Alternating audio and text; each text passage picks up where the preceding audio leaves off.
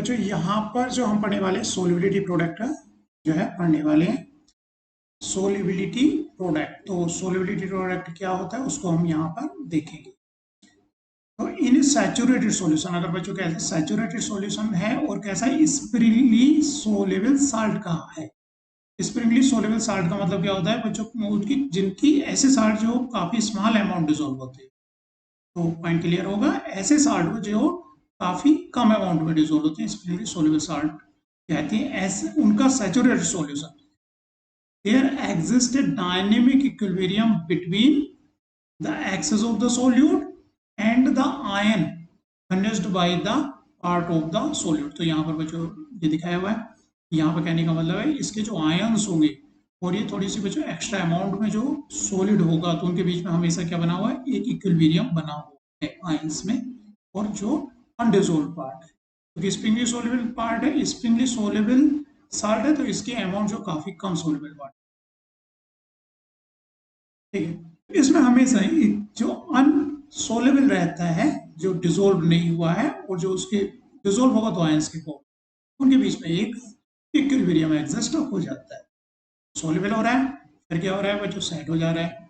अनसोलेबल हो रहा है तो क्या होगा, AgCl की फॉर्म आ जाएगा और ब्रेकआउट हो रहा है। इस तरह क्या है, डायनेमिक इक्विलिब्रियम इनके बीच में एक डायनेमिक इक्विलिब्रियम इस तरह का बना हुआ है, सोलेबल और अनसोलेबल। किस तरह के साल्ट की बात कर रहे हैं हम, स्प्रिंगली सोलेबल साल्ट की बात करें।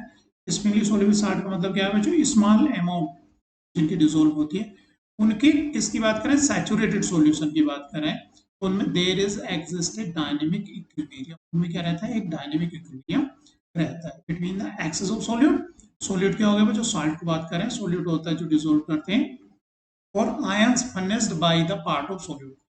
ऐसे आयंस जो जिस किससे बने, फर्नेस्ड मतलब बने by that part of solute, जो सॉल्यूट से बने, उनके बीच में डायनेमिक इक्विलिब्रियम होता है। तो बच्चों ये इक्विलिब्रियम है, तो इक्विलिब्रियम हम क्या लिखेंगे, इक्विलिब्रियम कांस्टेंट के लिखेंगे। कैसे लिखा जाता है equilibrium constant, concentration of product upon concentration of reactant. तो यहाँ पे आयंस है तो कंसंट्रेशन को, अगर सॉल्यूशन काफी डाइल्यूट है तो हम इसे कंसंट्रेशन में भी रिप्लेस करते हैं, लेकिन एक्टिविटी की टर्म में वहां पर हमने यहाँ पर लिखा हुआ है एक्टिविटी का प्रोडक्ट अपॉन AgCl। अब क्योंकि बच्चों यहाँ ये तो क्या है, अनडिसॉल्व है, सॉलिड है, तो इसकी एक्टिविटी तो क्या लिख देंगे, इसकी जगह पर हम क्या लिख देंगे बच्चों, ये इक्वल टू, यहाँ जो सोलिबिलिटी, ये जो इक्विलिब्रियम कांस्टेंट है, ये ही क्या कहलाता है बच्चों, सोलिबिलिटी प्रोडक्ट कहलाता है। जितने आयन की जो कंसंट्रेशन है या कहें उनकी जो एक्टिविटी है उनका प्रोडक्ट है। तो यहाँ पर टर्म जो प्रोडक्ट आ रही है, मतलब ये इक्विलिब्रियम कांस्टेंट जो है इसका नाम क्या है, यहाँ पर सोलिबिलिटी प्रोडक्ट है, SP। सोलिबिलिटी प्रोडक्ट मतलब प्रोडक्ट आया बच्चों इस मल्टीप्लीकेशन से, ये किसके बराबर होता है, उन आयंस की एक्टिविटी के प्रोडक्ट के बराबर होता है। प्रोडक्ट में मल्टीप्लीकेशन के बराबर इक्वल होता है। तो ये जो इक्विलिब्रियम कांस्टेंट है, इक्विलिब्रियम कांस्टेंट है यहाँ पर, क्योंकि ये क्या था बच्चों, इसकी कंसंट्रेशन हमने क्या कर दी, यूनिटी कर दी। इसकी एक्टिविटी, क्योंकि ये सॉलिड है तो एक्टिविटी सॉलिड की क्या मान लेते हैं, यूनिटी मान लेते हैं। तो जो इक्विलिब्रियम कांस्टेंट है वो क्या बच्चों, ये लेफ्ट बचा, मतलब उनके आयन का प्रोडक्ट बचा, उनके आयन की एक्टिविटी का ये प्रोडक्ट बचा, इसलिए इक्विलिब्रियम कांस्टेंट ये जो है क्या कहलाता है बच्चों, सोलिबिलिटी प्रोडक्ट कहलाता है। काफी इंपॉर्टेंट है फिजिकल केमिस्ट्री में, हमें क्या करना पड़ता है, कैलकुलेट करना पड़ता है। तो सोलिबिलिटी प्रोडक्ट का मीनिंग क्या है बच्चों, जो हमारे साल्ट्स हैं, जो कैसे स्प्रिंगली सोल्यूबल साल्ट्स हैं, उनके इक्विलिब्रियम कांस्टेंट को ही, उनके इक्विलिब्रियम कांस्टेंट को ही हम क्या बोलते हैं, सोलिबिलिटी प्रोडक्ट कहते हैं। क्योंकि ये आगे देखेंगे हम, क्योंकि जो आयंस है वो जितने सोल्यूबल है उनका क्या है, प्रोडक्ट है। उनकी जो सोलिबिलिटी रहेगी उनका क्या है बच्चों, ये मल्टीप्लीकेशन है, उनका प्रोडक्ट है, इसलिए क्या कहला रहा है, इसका नाम सोलिबिलिटी प्रोडक्ट है। तो आपको क्लियर होना चाहिए, सोलिबिलिटी प्रोडक्ट मतलब जो आयंस है उनका बच्चों क्या है, इक्विलिब्रियम कांस्टेंट। इक्विलिब्रियम कांस्टेंट को किससे डिनोट करते हैं, के से, SP लिख दिया, मतलब इक्विलिब्रियम कांस्टेंट क्या कहला रहा है, सोलिबिलिटी प्रोडक्ट कहला रहा है। सोलिबिलिटी प्रोडक्ट मतलब इक्विलिब्रियम कांस्टेंट। तो it is constant, equilibrium constant constant होता है एट ए गिवन टेंपरेचर। तो अगर हम AgCl की बात करें तो सोलिबिलिटी प्रोडक्ट क्या होगा, इसको बच्चों कंसंट्रेशन फॉर्म में, अगर डाइल्यूट सॉल्यूशन है तो क्या कर सकते हैं, एक्टिविटी को हम रिप्लेस कर देते हैं किससे, कंसंट्रेशन से। एक्टिविटी को किससे रिप्लेस कर देते हैं, कंसंट्रेशन से। तो concentration of Ag plus ion और concentration of Cl negative ion, activity of each ion is almost equal to concentration. Reason क्या है, स्प्रिंगली सोलेबल साल्ट है तो उनकी कंसंट्रेशन काफी कम रहेगी। तो कम रहेगी तो बच्चों ये ऑलमोस्ट इस तरह से रिलेटेड है, एक्टिविटी ऑफ कंसंट्रेशन। तो गामा और डाइल्यूट सॉल्यूशन के लिए गामा कितना हो गया बच्चों, ऑलमोस्ट 1 हो गया, तो A इक्वल टू क्या हो गया, C हो गया। उसको क्या लिख सकते हैं हम, इक्विलिब्रियम कांस्टेंट को as a product of their concentration लिख सकते हैं, और वही क्या कहलाता है, ये इक्विलिब्रियम कांस्टेंट सॉल्युबिलिटी प्रोडक्ट कहलाता है। अगर बच्चों डिफरेंट टाइप है, सपोज इसका सॉल्युबिलिटी प्रोडक्ट किस तरह से लिखा जाएगा, तो यहाँ हमारा पर्पज इस वीडियो में सॉल्युबिलिटी प्रोडक्ट लिखना है और फिर सॉल्युबिलिटी के साथ क्या रिलेशन है। अगर साथ बच्चों इस तरह का Ag2SO4, तो यहाँ पर क्या आएगा बच्चों, ये डिसोल्व होगा, डिसोल्व होगा आयन, क्योंकि Ag2 है तो क्या बनाएगा बच्चों, 2Ag बनाएगा और SO4 बनाएगा, तो यहाँ पर जो ये आयन है ये 2 बनाएगा। इसका अब इक्विलिब्रियम कांस्टेंट क्योंकि इस तरह से लिखा जाएगा, जो हम कंसंट्रेशन से लिखते हैं या एक्टिविटी लिखते हैं Ag प्लस, तो उसकी पावर जो ये कोफिशिएंट होता है पावर में जाता है, और SO4, तो जो बच्चों यहाँ पर प्रोडक्ट की साइड में इनके कंसंट्रेशन का मल्टीप्लिकेशन होता है अपॉन रिएक्टेंट होता है Ag2SO4, क्योंकि Ag2SO4 तो बच्चों सॉलिड है और सॉलिड की कंसंट्रेशन क्या हो जाती है, वो यूनिटी के बराबर हो जाती है। तो सॉल्युबिलिटी प्रोडक्ट हमारा बच सका, ये इक्विलिब्रियम कांस्टेंट खाली क्या रह जाता है, प्रोडक्ट साइड के कंसंट्रेशन का प्रोडक्ट रह जाता है। आपको क्लियर होना चाहिए, यहाँ पर अगर 2 है तो ये पावर में 2 आता है, क्योंकि अगर आप इक्विलिब्रियम कांस्टेंट लिखना जानते हो आप इस चीज को समझ सकते हो कि यहाँ पर 2 आएगा और यहाँ पर क्या आएगा, 1 आएगा। इस तरह का आयन, इस तरह का साल्ट है जिसमें एक एक ना हो करके क्या है बच्चों, यहाँ पर कैटायन 2 है, ये 1 है, तो यहाँ पर ये क्या आ जाते हैं, पावर में आ जाते हैं। अब यहाँ पर कंसंट्रेशन जितनी भी होगी उनकी वैल्यू रखेंगे और इस इक्विलिब्रियम कांस्टेंट को या फिर सॉल्युबिलिटी प्रोडक्ट को फाइंड कर सकते हैं। कुछ और एग्जांपल जैसे कि बच्चों हम देखें, इसकी बात करें तो इसका सॉल्युबिलिटी प्रोडक्ट क्या होगा बच्चों, एल्यूमिनियम का बात करेंगे तो इसका सॉल्युबिलिटी प्रोडक्ट जो होगा बच्चों, इसकी कंसंट्रेशन ऑफ Al3 प्लस और OH3 निकलेंगे, तो यहाँ पर बच्चों क्या आएगा, वो 3 कोफिशिएंट होगा उसका, OH की पावर 3 होगा।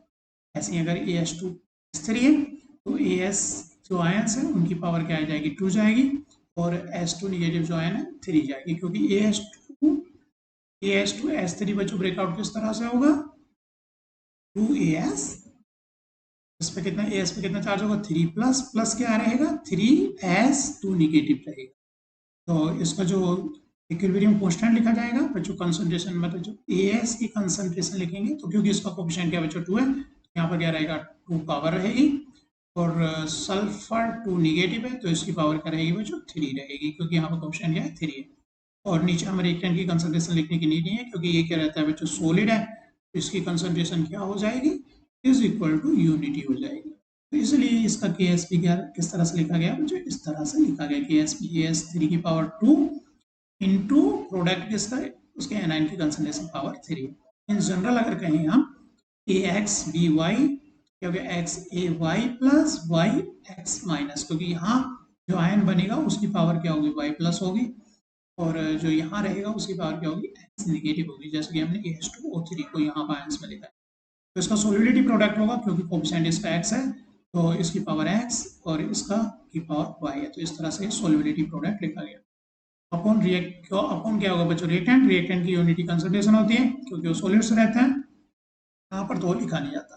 इस तरह से बच्चों इन जनरल हम सॉल्युबिलिटी प्रोडक्ट लिखते हैं। तो यहाँ पर बच्चों नेक्स्ट हम यहाँ पर देखेंगे कि इनका क्या रिलेशन है। तो बहुत सारे बच्चों ये स्प्रिंगली सॉल्युबल साल्ट है जिनका सॉल्युबिलिटी प्रोडक्ट देखेंगे काफी कम है, क्योंकि माइनस में -53 कम सॉल्युबल है, काफी कम सॉल्युबल है, तो उनका जो इक्विलिब्रियम कांस्टेंट है ये ना काफी कम इक्विलिब्रियम कांस्टेंट है, या फिर सॉल्युबिलिटी प्रोडक्ट करें, क्योंकि ये स्प्रिंगली सॉल्युबल साल्ट है, काफी कम डिसॉल्व हो रहा है। अब हमें बच्चों को नेक्स्ट इंपॉर्टेंट है रिलेशन बिटवीन सॉल्युबिलिटी प्रोडक्ट जो इक्विलिब्रियम कांस्टेंट है उसका रिलेशन किसके साथ में, and molar solubility of Sprüngli soluble salt, तो उनकी solubility, molar solubility of Sprüngli soluble salt की कितनी सॉल्युबिलिटी है, उसकी सॉल्युबिलिटी और उसके सॉल्युबिलिटी प्रोडक्ट में क्या रिलेशन है, इंपॉर्टेंट है, उसको देखते हैं बच्चों। तो यहाँ पर सॉल्युबिलिटी प्रोडक्ट शायद आप लिखना जान गए होगा बच्चों ऊपर से, KSP क्या होगा इसका, मतलब इसका इक्विलिब्रियम कांस्टेंट इस तरह से लिखा जाएगा, लेकिन यहाँ पर ये क्या हो जाता है बच्चों, यूनिटी के बराबर हो जाता है, तो इसका सॉल्युबिलिटी प्रोडक्ट जो बचा बच्चों क्या बचा, ये बचा concentration OA plus B minus. अब यहाँ पर सपोज इसकी सॉल्युबिलिटी बच्चों S है, S मोल पर लीटर है, तो बच्चों A प्लस जो बनेंगे वो भी S बनेंगे, और B माइनस की जो कंसंट्रेशन होगी वो भी S होगी, S मोल पर लीटर, S मोल पर लीटर, तो क्या हो गया, S स्क्वायर हो गया। S यहाँ पर कितना सॉल्युबिलिटी प्रोडक्ट में क्या रिलेशन हो गया, स्क्वायर रूट KSP हो गया ना, KSP इक्वल टू कितने के बराबर है बच्चों, S स्क्वायर के बराबर है, तो S क्या हो गया, स्क्वायर रूट ऑफ KSP आ गया। तो अगर बच्चों सोलिबिलिटी दी हुई है तो आप सोलिबिलिटी प्रोडक्ट निकाल सकते हो। जैसे 1 ग्राम पर लीटर में दिए तो इसको पहले क्या कर लिया, मोलिकुलर वेट से डिवाइड करके बच्चों को इसमें यूनिट में चेंज कर लिया, मोल पर लीटर में चेंज कर लिया। अब मोल पर लीटर ये भी इजी उतना ही है और Cl नेगेटिव भी होती है, तो दोनों का स्क्वायर करके हमने क्या निकाला यहाँ पे, सोलिबिलिटी प्रोडक्ट फाइंड। नेक्स्ट बच्चों solubility product of magnesium hydroxide का सोलिबिलिटी प्रोडक्ट दिया हुआ है, कैलकुलेट द सोलिबिलिटी बताने है उसकी। तो मैग्नीशियम हाइड्रोक्साइड जो आयोनाइज होगा बच्चों Mg2+ और ये क्या बना 2H नेगेटिव। तो यहाँ थोड़ा सा देखने वाली बात है, अगर इसकी बच्चों सोलिबिलिटी S है ये क्या बनेगा, S बनेगा। अगर इसकी सोलिबिलिटी S मोल पर लीटर, ये आयोनाइज होगा तो ये बच्चों इसकी सोलिबिलिटी कितनी होगी, ये 2S बनेगा, ये 2S बनेगा ना इसकी कंसर्न। और सोलिबिलिटी प्रोडक्ट किस तरह से लिखा जाएगा इस इक्वेशन से, इस तरह से लिखा जाएगा, कोफिशिएंट क्या जाएगा, इसकी पावर 2 जाएगा और इसकी कंसंट्रेशन क्या है। तो यहाँ से बच्चों सोलिबिलिटी प्रोडक्ट इस तरह से हम लिखते हैं, लेकिन अब कंसंट्रेशन की टर्म में जब लिखेंगे तो इसकी कंसंट्रेशन यहाँ पर कितनी है बच्चों, S है, लेकिन OH नेगेटिव क्या है बच्चों, 2S है, तो S इंटू 2S का स्क्वायर। यहाँ पर ये थोड़ा सा ध्यान देने वाली बात है। मैग्नीशियम कितना है बच्चों, S, क्योंकि उसकी कंसंट्रेशन S है। अगर S डिसोल्व हुआ है तो Mg कितने होंगे, S मोल होंगे, लेकिन OH कितने होंगे, 2S मोल होंगे। तो ये जो है क्या होगा, 2S, कंसंट्रेशन इनकी कितनी होगी 2S, और ये स्क्वायर उसके कहाँ से आया, ये कोफिशिएंट का स्क्वायर है। इस तरह से इस तरह के साल्ट के लिए क्या हो गया बच्चों, S इंटू 2S का स्क्वायर, 2 की पावर हो गया तो बच्चों 4 बन गया, S की पावर हो गई Q, और क्या हो गया ये Sp के। तो सोलिबिलिटी जो है S कितनी होगी इसकी, मतलब ये S कितना डिसोल्व होगा, S फाइंड कर लेंगे तो हमें इसकी सोलिबिलिटी पता चल जाएगी।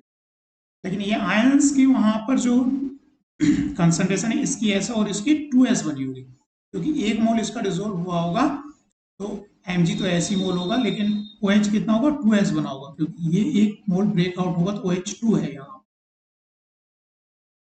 OH2 है, तो ये कितना बना होगा, 2S बना होगा। अब अगर हमें कितना बना होगा बच्चों, 2S बना होगा। अब हमें क्योंकि इसकी सोलिबिलिटी फाइंड करनी है, सोलिबिलिटी तो बच्चों क्या करेंगे, ऐसी फाइंड करनी है, तो ये रिलेशन KSP और SQ आया होगा। तो सोलिबिलिटी क्या हो जाएगी बच्चों, इसका 3 लेंगे, 1/3 जाएगा KSP का। अगर मैं उस टर्म में लिखूं KSP कौन क्या हो गया बच्चों 4, और इसकी पावर क्या होगी 1/3। इस तरह से इसके बीच में रिलेशन होगा। कुछ और एग्जाम्पल बच्चों नीचे देखते हैं। तो अगर हमें जैसे कि बच्चों यहाँ पर इसे कैलकुलेट द सोलिबिलिटी फाइंड करनी है AlOH3 की। बच्चों सपोज इसकी सोलिबिलिटी S है, ये इक्विलिब्रियम एग्जिस्ट हुआ है इसके बीच में, तो ये क्या बचेगा बच्चों, S होगा, और ये कितना बनेगा 3S बनेगा। तो इसका KSP किस तरह से लिखा जाएगा बच्चों, इसकी कंसंट्रेशन इंटू OH की पावर 3 लिखी जाएगी। Al3+ की कंसंट्रेशन कितनी होगी, S होगी, लेकिन OH की कंसंट्रेशन यहाँ पर अगर ये S मोल डिसोल्व हुआ है तो यहाँ पर इसके कितने बने हुए 3S मिले होंगे, क्योंकि इसके एक के टूटने पर हाइड्रोक्सी कितने ग्रुप कितने बनेंगे, यहाँ पर 3 बनेगी।